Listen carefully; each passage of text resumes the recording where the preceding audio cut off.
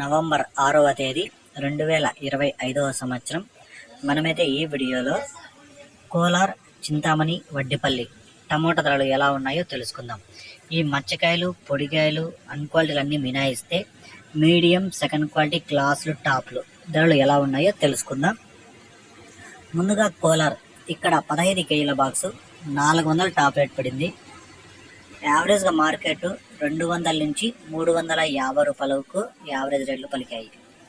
చింతామణి 14 కేజీల box super top 300, యావరేజ్గా 100 రూపాయల నుంచి 250 రూపాయల వరకు పలికింది.